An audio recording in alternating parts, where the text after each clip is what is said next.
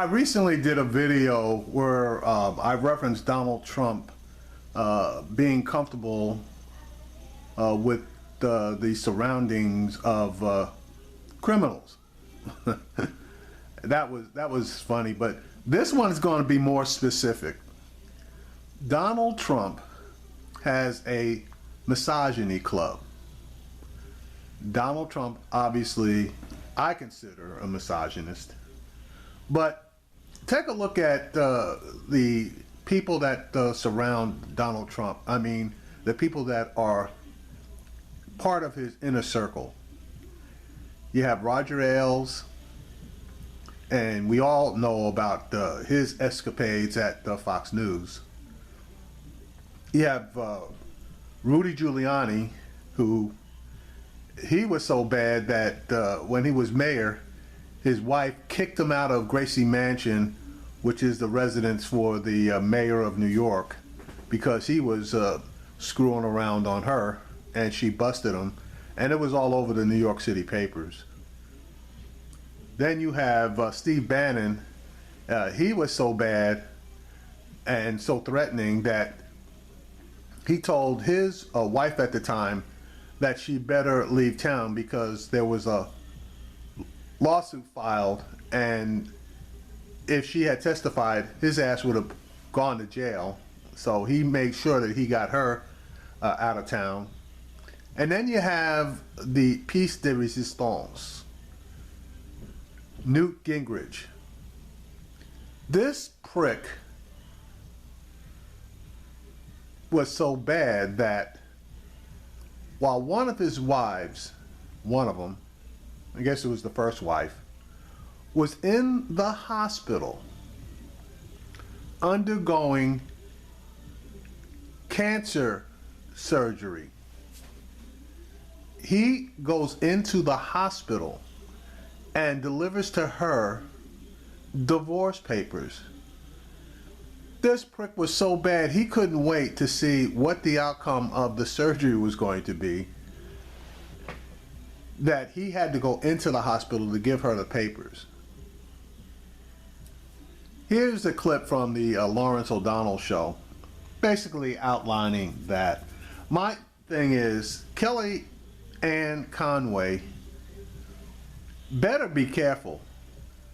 But then again, Trump probably uses that phrase that he used with Carly Fiorina, as far as look at that face, is that the face of a woman that you want to, and then you can fill in the blanks. Here we go.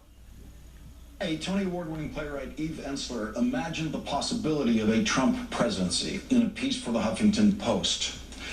His group of advisors, 75% of which are men, are like a migrating group of toxic cancer cells finding each other and merging together to form an unprecedented tumor of malignant, untreatable misogyny.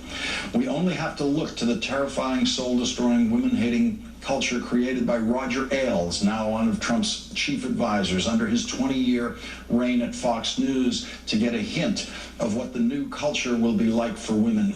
Even Nixon, who Ailes advised and helped get elected, had the sense to keep Ailes out of his White House, knowing Ailes' sexually predatory nature could wreak havoc there. But Trump will not have these fears. Ailes and his other male advisors will be the architects of a world where women are reduced to commodities, where their value is determined by the shape of their bodies, their perceived beauty, their sexual appeal.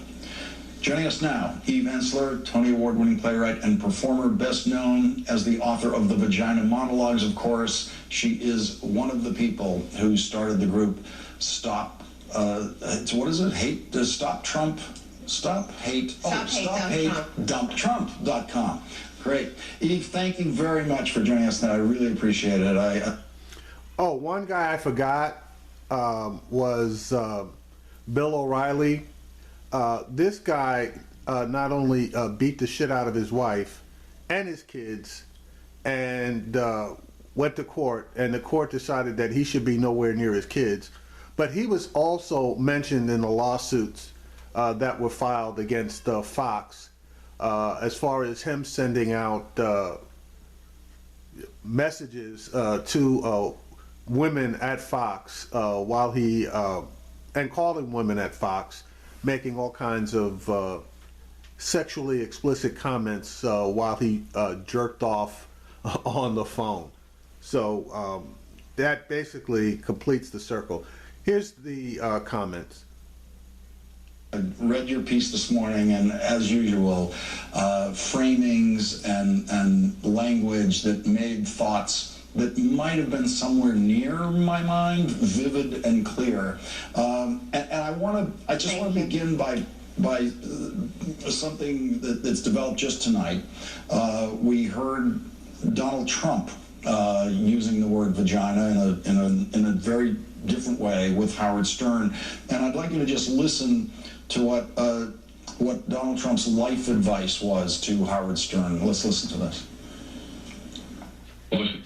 Well, you were here, you're remarried, your marriage is successful. Yes, it's true, the whole thing with Ivana was very public and all that, but as Donald taught me one very important lesson. What did he teach you? He took me aside at his wedding and he said to me, you know, now I'm getting remarried, he said to me, Howard, vagina is expensive. That is what he said to me, and I'll never forget those words. And the guy was right. Those are exact words? Those were the exact words, ladies and gentlemen.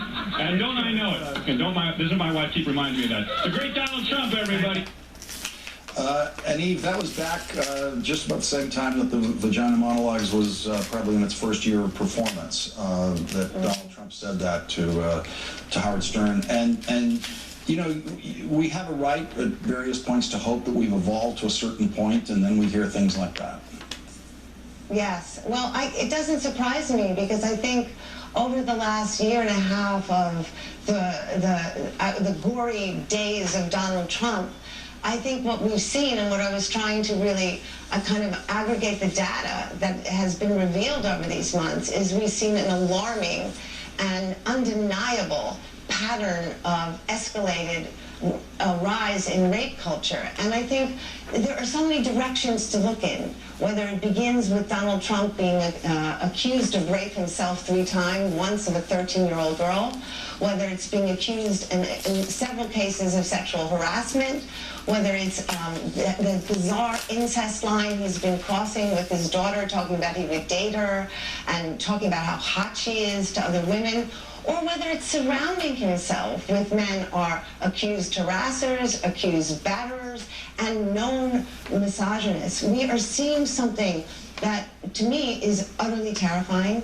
And I think what we know about rape culture, which is the normalization of sexual violence and an escalated and celebrated misogyny, that where there are cabals of men, right, whether they be in governments or businesses or football teams or fraternities, this culture is contagious.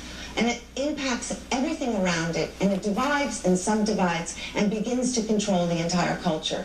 And I think we only have to look to Roger Ailes' culture at Fox News, where how many, 24 women have come forward with sexual harassment cases, where women were literally held as virtual sex slaves under Roger Ailes because they were controlled by tapes he had made of them and threatening their lives and having other women recruit women who he would then sexually. These are his advisors. These are his closest aides. So I think when people talk about not being sure whether they can not vote for Trump and vote for Hillary Clinton, like many of us have issues with Hillary Clinton. There are swaths of things I disagree with. And when she gets elected, I will fight with every social movement in this country to push her to move in the direction we need her to move. But the difference between them is the end of the world as we know it for black people, for Muslims, for name it. But we can go down the list. But really, if we look at women, which is 51% of the population, we are talking about the potential to have a White House which will begin to role model a culture of such sexual predatory nature that we can't even imagine what the outcome of that will be. Eve, we're going to take a quick break in here. We're going to come back and get in a few more words. I want to talk a little bit more about rape culture and defining that. We're going to be right back. And we're back with Eve Ensler. Eve, I just wanted you to say a word about rape culture and that it's more than just, we're not talking just about people who commit rape, but that but it's a world in which there's a certain a larger level of encouragement for it that can often be unwitting. Yes, it's basically the normalization of sexual violence, an escalated and accepted and often celebrated misogyny. It's creating an environment where women are highly objectified and sexualized and robbed of agency. And I think if you look at Donald Trump over these months, not only does he call women losers and bimbos and pigs, and we can go down the list, but he has allowed and licensed a culture, whether it's online attacks against people like Jessica Valenti and Lisa Jones, the comedian, whether it's men at his rallies having signs about Hillary Clinton, they say, kill the bee, and I'm not even going to say that word here, whether it's a constant outpouring of sexualizing, objectifying, and treating women as if they were non-existent objects to be had and used and disused. Even the way he talked about vaginas to Howard Stern. Vagina is expensive. There wasn't even a subject in that. Yeah. So I think... Reducing human beings to a body part. Eve, we're out of time. I wish we could go on, and we will go on next chance we get. Eve Ensler, thank you very much for joining us tonight. I really appreciate it. Thank you so much. Yeah, so at least now you really know what Donald thinks about vaginas. It would have been a lot better if they had used the phrase pussycat, but, you know, you gotta go with the vagina.